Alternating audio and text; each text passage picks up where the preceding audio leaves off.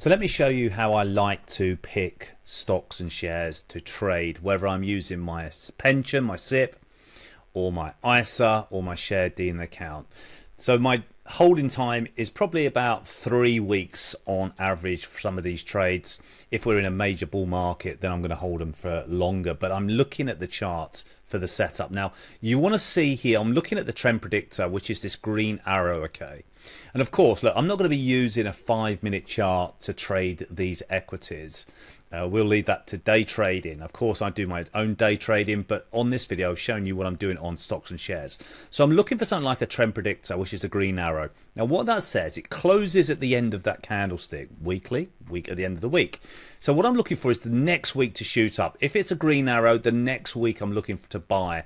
And then if not that next week, the week after. When I'm looking for reds here, and I can't short in my pension, but I can in my spread betting account, then I can place a short. Anyway, but it's mainly long trade. Well, it's all virtually long trades, okay, in my buy and sort of hold. And as I said, holding is about 3 weeks longer. So I get the trend predictor green here, and I'm looking for the next move or next candlestick to go up. And of course, I'm looking at these companies, just seeing if they're, what they do, get a little feel for their website. But mainly it's all done from the chart because the price is king. This went up 20%, okay, literally the next week. Here is a US equity shake, okay, and you can see we had a trend predictor right in here. The next week we didn't go up. The week after we went up. So I'm going down to a smaller time frame. The weekly chart is my anchor chart. And then what I do, I go down to the smaller time frame for the 4-hour charts to find green pro trade system buys. I'm looking for these sort of weekly setups that could last several weeks. Very nice move. This went from 103 up to 124. Really nice move on shake. Warner Brothers finally kicked in here with a trend predictor. This was a tricky one. Pushed higher, pulled back for 3 weeks, and then we got the trend predictor. Okay, and then basically went sideways to up for the next 3 weeks, and finally this week we've decided that we're going to go higher. Last week, I should say, and then we pushed nicely up. So we had a couple of false dawns here, and then a really nice move with a gap to the upside. So Warner Brothers, played out quite nicely here. Just took a little bit more patience. Another one here was Consolidated Airlines Group. Here you had this trend predictor right here. And then the next week pushed up straight away. They're the ones that are great. The ones that go straight away. You had one here, and then the next week straight up. So similar move here. Next week straight up, guys.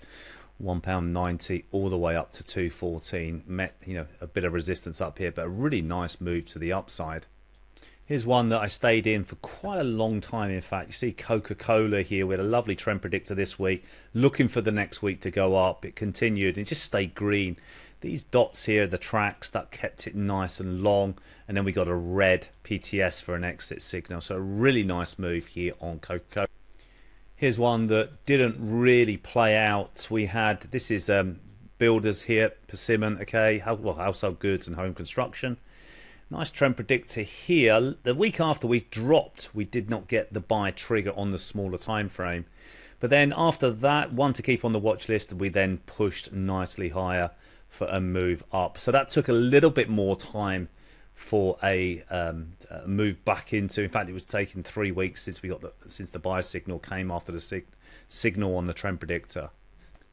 Sometimes you've got to be a little bit more patient. But this one, Lulu here, one that I used to trade 20 years ago, this individual stock. Lovely trend predictor. Next week shot up very good. And then we continued on this march. Came off the lows. So when these stocks get battered down, you get that trend predictor and it pushed higher. Very nice. Let me show you a stock that hasn't moved but could go on a move very soon. Here's Longaviren. It's a US stock. Okay. Pharmaceuticals sector. And it's been absolutely battered down, and you've had a couple of nice moves, but it's gone, we've had up days. There's no volume in this whatsoever.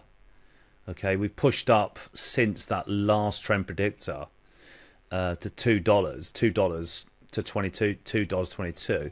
Just watch, guys. Just be careful, okay? Or I wouldn't say be careful. Just get ready because we could break out here and get a really nice move, even move up to $6. Check out the company.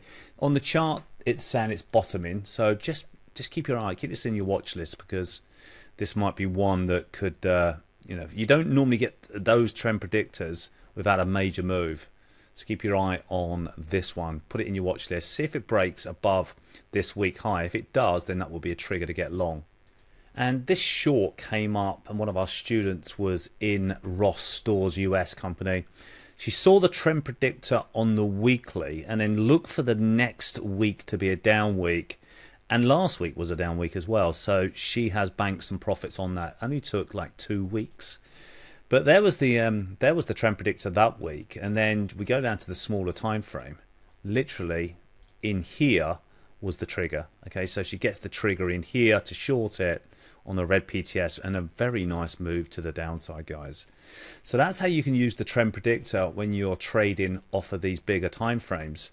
And whether you're short in the market, this was done in a spread bet to the short side, or whether you're buying stocks and shares, you can hang on to these trades. You can even use the trend predictor on the monthly chart. If you get monthly signals, you're looking for those buy signals on the daily for the whole of the month. So it's a great way to trade equities.